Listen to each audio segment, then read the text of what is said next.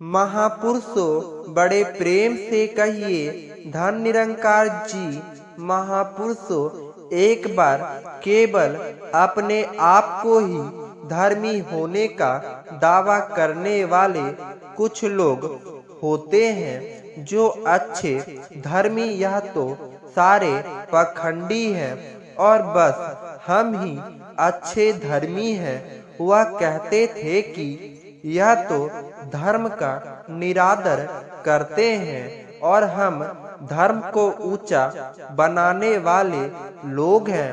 तो उनका ऐसा दावा सुनकर यह बात वहां के राजा के पास भी पहुंच गई। राजा ने कहा, ठीक है, इसका निर्णय तो अब हो ही जाना चाहिए कि कौन सच्चा धर्मी है और कौन अधर्मी है।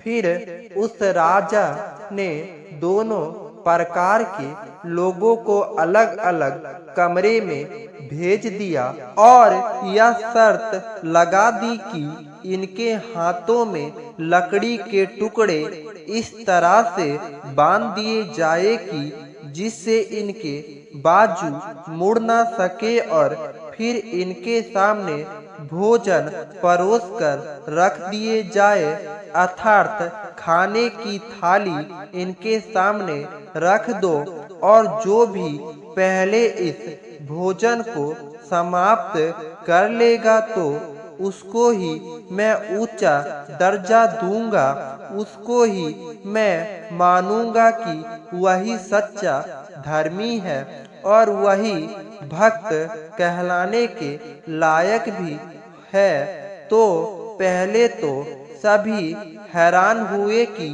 भक्ति की पहचान करने के लिए राजा ने किसी शर्त लगा दी और इससे कैसे पहचान होगी भक्त की।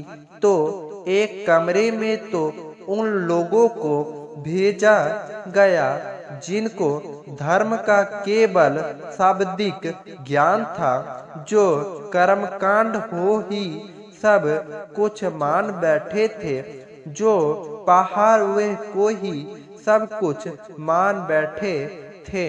तो वह सब वहां पर बहुत से गिले शिकवे करने लगे, कहने लगे कि यह कैसे हो सकता है, भला यह खाना समाप्त कैसे किया जा सकता है, क्योंकि इस सामने पड़ी थाली में हमारा हाथ तो चला जाएगा, लेकिन यह जो लकड़ी हमारे हाथों के साथ बंधी हुई है, इसके कारण तो हमारा हाथ मुड़ ही नहीं, तो फिर हमारे मुंह में यह भोजन कैसे जाएगा।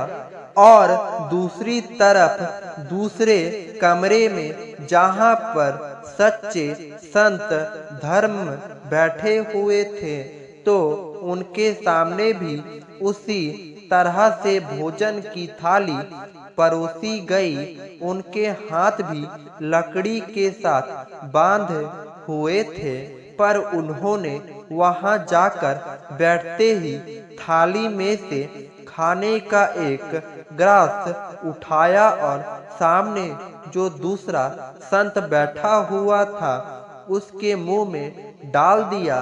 फिर सामने वाले ने भी वैसा ही किया, उसने भी पहले वाले संत के मुंह में भोजन डाल दिया। तो सहज में ही सब कार्य हो गए, कुछ भी जोर नहीं लगाना पड़ा, कुछ भी सोचने का प्रयास नहीं करना पड़ा, क्योंकि यह तो उनकी रोजाना की प्रक्रिया है थी। वह पहले दूसरे को खिलाया करते थे, दूसरे के मुंह में भोजन भोग लगाया करते थे और एक दूसरे को सम्मान दिया करते थे।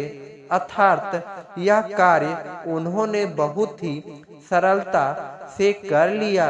तो इससे राजा की दी हुई शर्त हो गई और दूसरी तरफ वह लोग थे जो दूसरे को खिलाना तो एक तरफ रह, वह तो हमेशा दूसरों को दुख करते ही रहे, दूसरों से छल बल करते रहे, धोखा करते रहे।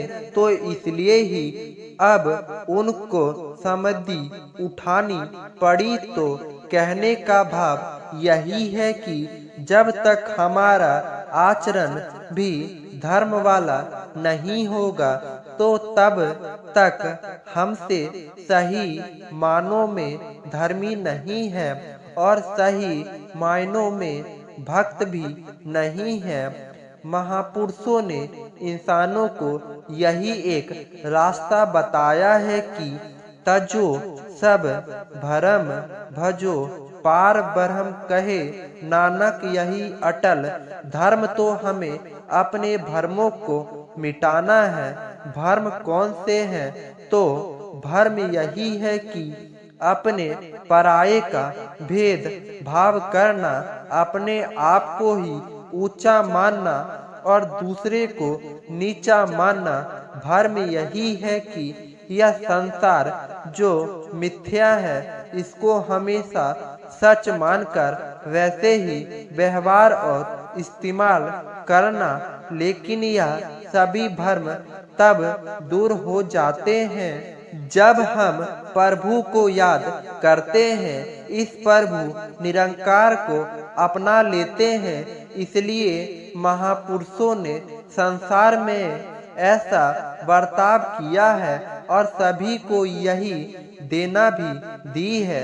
तभी कहा गया है कि मांस की जात सभी में एक को पहचान। महापुरुषों हमने संतों पीरों पैगंबरों को और उनकी शिक्षा को अवश्य याद करना है, लेकिन याद ऐसे नहीं करना है कि जैसे क्लास में कोई इम्तिहान देना हो या लिखित परीक्षा होती है या टेस्ट होता है तो बच्चा याद कर लेता है और सुना देता है, क्योंकि इस आत्म अधिक के रास्ते पर केवल इससे गुजारा नहीं होने वाला है। लेकिन इस याद को अगर हम अपने आचरण में पेंटिंग में ले जाएंगे तो वास्तव में वही याद हुआ करती है। हमने यही याद रखा है कि संतों में भाई कन्हैया जी जैसे संत भी पैदा हुए हैं तो उनके जैसी ही भावनाओं को अपनाना ही जिस प्रकार भगवान राम द्वारा सबरी को अपनाया गया है, किसी के लिए भी बुरा नहीं माना गया है, बल्कि जिन्होंने जुर्म किया है, जिन राजा महाराजों ने कल्याण किया है, जो उनके ऊपर क्रोध किया है, तो उनके लिए भी कहीं पर महापुरुषों का कोई ऐसा वचन नहीं मिलता कि फल केंटिंग या फला इंसानों की जाति को छोड़कर सबका भला हो, क्योंकि महापुरुषों ने केवल जुबान से नहीं कहा है कि मांस के जात सब एक को पहचानो, बल्कि यह मान भी है क्योंकि हर एक में प्रभु का ही नूर वास करता है। यह सभी प्रभु के ही बनाए हुए वेद है और हर एक में प्रभु का ही निवास है। संतन के मन में रहत है, सबके हित की बात घट घट देखे, एक अलग को पूछे जात ना।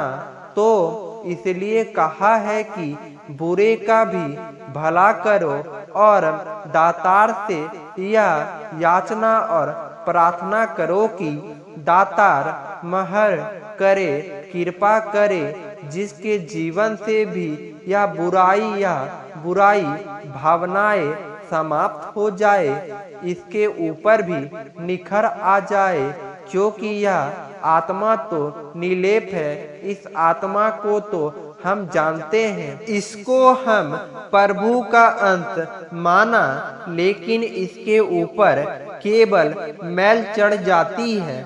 जैसे हम देखते हैं कि सूरज है, उसकी रोशनी है।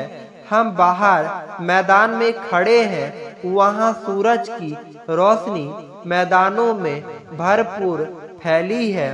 एक ब्राह्मण देखते हैं तो वह सूरज की रोशनी वहाँ पर भी है। फिर हम एक कमरे में दाखिल होते हैं तो सूरज की रोशनी वहाँ पर भी पहुँच रही है, लेकिन अब थोड़ा कम पहुँच रही है। और हम थोड़ा ज्यादा अंदर चले जाते हैं तो वहाँ पर भी जितनी रोशनी नजर आ रही है, हालांकि वह भी उसी सूरज की ही है, लेकिन वहाँ पर थोड़ी सी और कम हो गई है। तो कम क्यों हो गई है, जबकि मैदानों में तो धूप खिली हुई थी, चारों तरफ उजाला था। लेकिन क्या अब कोई फर्क पड़ गया है? क्या दूसरे कमरे में सूरज में अपना रूप कम कर लिया है, अपना देर कम कर लिया है, या उसके अंदर वाले कमरे में अपना तेज कम कर लिया है? तो सूरज तो वही है और वैसे ही वह अपनी रोशनी भी दिया जा रहा है, लेकिन हमने ही बीच में मोटी दीवारें खड़ी कर दी है जो उस रोशनी को कम किए जा रही है।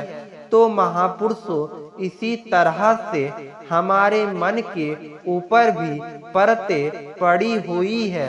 यह वैर, ईर्ष्या, नफरत की भावनाएं पड़ी हुई है जो इस रोशनी को कम कर देती है। जैसे एक बल्ब जला होता है तो उसके ऊपर जितना जितना कागज चढ़ते जाएगा तो उतनी उतनी उसकी रोशनी कम होती जाएगी, लेकिन उस बल्ब के अंदर जो रोशनी जल रही है वह तो पूरी जल रही है, मगर बाहर की परतें ढककर उस रोशनी से फायदा नहीं उठाया जा रहा है और चारों तरफ अंधकार फैला हुआ है। तो इसी तरह से हर एक में इस प्रभु का निवास है, हर एक में इस प्रभु का नूर वास कर रहा है। लेकिन यह अभिमानी और लाल साहों से भरा हुआ है मन, यह अहंकारी मन इस आत्मा को दुख देने वाला शब्दी हो जाता है। जैसे अपने खेलों में देखा होगा कि अक्सर खेल में लकड़ी दौड़, यह 3 टांग की दौड़ जब खेला जाता है तो 2 इंसान भागते हैं और उन दोनों का एक एक पांव आपस में बांध दिया जाता है, एक का दाहिनी पांव और एक का बायां पांव, फिर दोनों को बांधकर भगाया जाता है। लेकिन उन दोनों में अगर एक थोड़ी सी भी गलती कर जाता है तो वह दूसरे को भी ले डूबता है और वह दूसरा भी वहीं पर गिर पड़ता है। तो इसी तरह से हमारा मन भी सब कुछ करने कराने वाली इस आत्मा को भी कष्ट देता है, हमारी आत्मा को आगमन के बंधन में डाले रखता है। तो इसलिए हमने इस काम को अवश्य करना है। इस प्रभु परमात्मा, इस अकाल पूर्वक के साथ अपना नाता जोड़ना है और इसी से ही जुड़ने के लिए संतों महापुरुषों के द्वारा इंसानों को याद दिलाया जाता है कि वास्तविक धर्म क्या है। करो विनती, सुनो मेरे मिता संत टहल की वेला, यही खाटी चली हरिला, आगे बसन सुरेला। महापुरुषों, हम आज खुद को बड़े से बड़ा भक्त कहलाना चाहते हैं। हम हिंदू भी कहलाना चाहते हैं, मुस्लिम भी कहलाना चाहते हैं और हम सिख भी कहलाना चाहते हैं। फिर चाहे इसके लिए अगर हमें मासूमों की जान भी लेनी पड़े तो हम हर वक्त तैयार रहते हैं। लेकिन हमें यह विचार करना होगा कि पहले हम इंसान भी बन पाए हैं कि नहीं, अच्छाई हमारे जीवन में आई है कि नहीं। क्योंकि अगर अच्छाई या इंसानियत हमारे जीवन में नहीं आई है तो फिर हम ना हिंदू हैं, ना ईसाई हैं, ना मुसलमान हैं और ना सिख हैं। अर्थात हमारे अंदर पहले अच्छाई का आना जरूरी है। यही तो मूल है। जैसे एक बीज को बोया जाता है और अगर हमने कीकर का बीज डाला है तो क्या हम कह सकते हैं कि हमें बड़ा ही अच्छा आम प्राप्त हो गया है या आम का पेड़ बन गया है? तो जिस तरह से बीज तो की करके डाले जा रहे हैं, फिर तो कांटे ही प्राप्त होंगे। तो इसी तरह से अगर हमारा मूल्य दया है, फिर उसके ऊपर जो इमारत खड़ी की जाएगी तो वह खूबसूरत ही होगी। हमें एक अच्छा फलदायक पेड़ प्राप्त हो सकता है, लेकिन अगर हमारे मूल में ही घृणा और नफरत बोई हुई है, अगर दूसरे का नुकसान होता देखकर हमारे मन में खुशी होती है, तो हम कौन से धर्मी हैं? हम कौन से धर्म का पालन कर रहे हैं और हम कौन से भक्तों की श्रेणी में आ गए हैं? महापुरुषों, दास के कहने का भाव यही है कि सबसे पहले हमारे अंदर अच्छाई का आना जरूरी है, क्योंकि अच्छाई के बगैर कोई आदमी धर्मी हो ही नहीं सकता। कोई भी अच्छाई नहीं हो सकती है। इसलिए इतिहास पढ़कर विद्वानों को कहना पड़ता है कि जितनी जगह जितने खून खराबे धर्म ने कराए हैं, शायद ही किसी और मुद्दे ने कराए हो।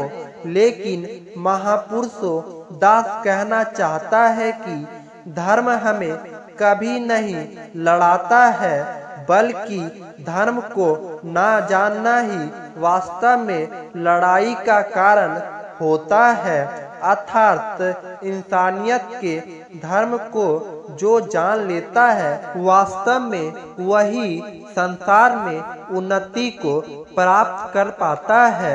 वही अपने जीवन को भी सफल बनाता है। वही अपना परोपकार सुलेह करता है और जितनी देर भी उसका यह जीवन का सफर हो रहा है, वह इस सफर में हर एक को अपनाता जाता है। तो यही हम सब का भी मूल धर्म बन जाए।